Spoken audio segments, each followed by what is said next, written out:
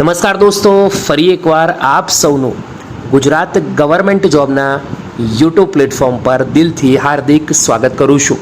તો ફાઇનલી હસમુખ પટેલ સરે ટ્વીટ કરી દીધી છે કે CCEનું પરિણામ ક્યારે આવશે. દોસ્તો, જેણે પણ આપણો વિડીયો જોયો નથી, વિડીયોની નીચે લિંક આપું છું, જોઈ લેજો કે CCEનું પ્રિલિમ્સ એક્ઝામનું રિઝલ્ટ ક્યારે આવશે અને એ રિઝલ્ટના આધારે મેરિટ લિસ્ટ બનશે, જે આધારે 7 ગણા ઉમેદવારોને મેન્સ માટે એલિજિબલ ગણવામાં આવશે અને તેમને એન્ટર કરવામાં આવશે મેન્સ એક્ઝામની અંદર. હવે દોસ્તો, ક્વેશ્ચન એ છે કે મેન્સ એક્ઝામનું પેપર કઈ રીતનું હશે. તો આજના વિડીયોમાં પ્રશ્નપત્ર વિશે વાત કરીશું. સ્ક્રીન પર ગૌણ સેવાનું ઓફિશિયલ નોટિફિકેશન જાહેરાત ક્રમાંક 212 છે. ગ્રુપ એની મુખ્ય પરીક્ષાના પેપર 3 બાબત અપડેટ આપવામાં આવી છે. તો ગૌણ સેવા પસંદગી મંડળ ગાંધીનગરની જાહેરાત ક્રમાંક 212. ગૌણ સેવા વર્ગ 3 ગ્રુપ એ ગ્રુપ બીની સંયુક્ત સ્પર્ધાત્મક પરીક્ષા 1 એપ્રિલ 2024થી 20 મે 2024 દરમિયાન CBITની પદ્ધતિ લેવામાં આવી હતી.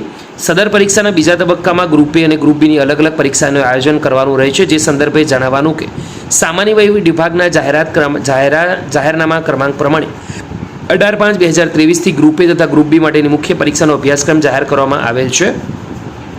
તો ગ્રુપ એ માટે બીજા તબક્કાની મુખ્ય પરીક્ષાના પ્રશ્નપત્રનું સ્વરૂપ કેવું હશે, પેપર સ્ટાઇલ કઈ રીતનું હશે, પેપર 3 કઈ રીતનું હશે. પેપર 3 વિશે સામાન્ય અભ્યાસ દોસ્તો હોય છે, તેની અંદર કયું શું પૂછાવાનું છે. તો પેપર નંબર 3 સામાન્ય અભ્યાસ મુખ્ય પરીક્ષા, જેમાં 3 કલાકનો સમય આપવામાં આવ્યો છે. ટોટલ 150 માર્ક્સની પરીક્ષા છે, જેનું માધ્યમ ગુજરાતી હોય છે. દોસ્તો, વાત કરી લઈએ તો ભારતનો ઇતિહાસ 5 ક્વેશ્ચનના 3 પ્રશ્નપત્રોની સંખ્યા 5 છે અને પ્રશ્નપત્ર દીઠ 3 ગુણ છે, એટલે કે એક ક્વેશ્ચનના 5 માર્ક છે, એમ થઈને 15 માર્ક રહેશે. સાંસ્કૃતિક વારસાની અંદર પણ ટોટલ 15 માર્ક્સ છે. ભૂગોળના અંદર પણ ટોટલ 15 માર્ક્સ છે. જ્યારે વિજ્ઞાન અને ટેકનોલોજીમાં ફક્ત 4 જ ક્વેશ્ચન છે, દરેકના 3 માર્ક છે, એમ થઈને 12 માર્કનું પેપર રહેશે. પ્રાદેશિક, રાષ્ટ્રીય, આંતરરાષ્ટ્રીય મહત્વની ઘટનાઓ એટલે કે કરંટ અફેર, તો દોસ્તો એના અંદર પ્રશ્ન દીઠ ગુણભાર 3 છે અને ટોટલ 10 પ્રશ્નો હશે, તો ટોટલ 30 માર્ક્સ રહેશે. ભારતીય રાજ્ય વ્યવસ્થા અને બંધારણ, જેમાં 10 ક્વેશ્ચન, 3 માર્ક દરેકના, તો ટોટલ 30 માર્ક્સ રહેશે. જાહેર વહીવટ અને શાસનના 9 માર્ક્સ છે. જાહેર સેવામાં શિસ્ત અને નીતિશાસ્ત્રના 9 માર્ક્સ છે. જ્યારે ભારતીય અર્થતંત્ર એટલે કે દોસ્તો આયોજન અને અર્થતંત્રની વાત કરીએ ટોટલ 15 માર્ક્સ રહેશે. તેમ 150 માર્ક્સ રહેશે. ટોટલ 50 ક્વેશ્ચન હશે અને દરેકનો ગુણભાર 3 રહેશે. તો આ દરેકે ધ્યાન રાખવાનું છે. પ્રશ્નપત્રમાં તમામ પ્રશ્નો ફરજિયાત છે, એટલે કે કોઈ પણ વિકલ્પ રહેશે નહીં. જવાબવાહીમાં પ્રશ્ન છાપેલ હશે તથા દરેક પ્રશ્નના જવાબ માટે પૂરતી જગ્યામાં પણ આવશે.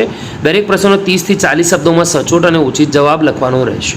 તો હસમુખ પટેલ સરે 29 જૂનના રોજ ઓફિશિયલ અપડેટ જાહેર કરી હતી. વિડીયો ગમ્યો હોય તો એકવાર લાઇક કરજો. બીજા સુધી માહિતી શેર કરવાનું ભૂલશો નહીં. ફરી વાર મળીશું. ત્યાં સુધી ગુડ બાય, ટેક કેર.